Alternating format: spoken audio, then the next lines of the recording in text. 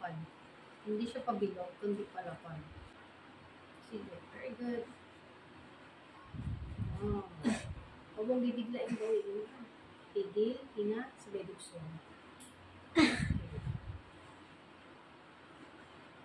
Okay, madali ka lang mga. Hinga.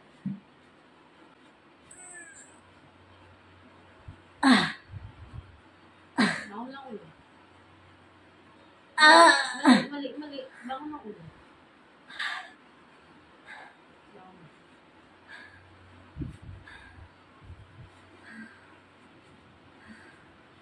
Sunod nila.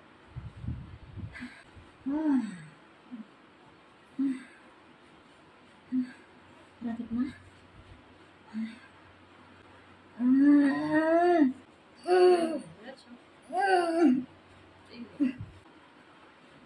Okay.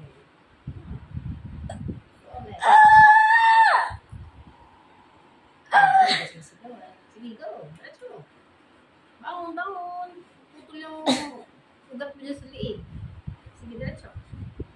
Sige, walang problema sumigaw. Basta may pwersa. Okay, hindi lang masakit sa'yo ka. Pitin yung ire mo. Tagaan mo ng matindi. Tabingi. Wait. Diretso, very good. Diretso yan. Very good, diretso. Very good. Sige, very good. Sige, dukso. Kung maigi hita mo. Buka. Ito. Sige, dukso. Sige, diretso. Good. Very good. Sige, habay. Todo mo na. Pwede isigaw. Walang problema. Sige, diretso. Okay.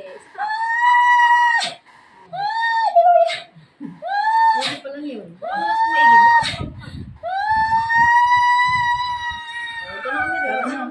Relax na. Bukas lang. Baby. Pwede nga yan. It's a baby. Lalo ano? O diba? Tama ang hula. Baby girl. Dito nagpa-ultrasound. Oh. Gusto daw niya surprise. So, surprise! It's a baby girl. Oras 6:40. Thank you, Lord. Thank you, Lord. Sarap. Bukas lang. Kung mo itigas, i-relax mo yung hita. Tapos yun. All done. Kung saan mo, ito ko nalapad sa Palapad. napalapad. Yung iba pa, ito. Yung sa'yo palapad. Alin saan? Puso. Oh? Puso na baby.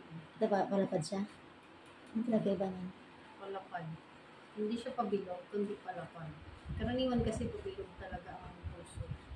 Sa kanya, flat.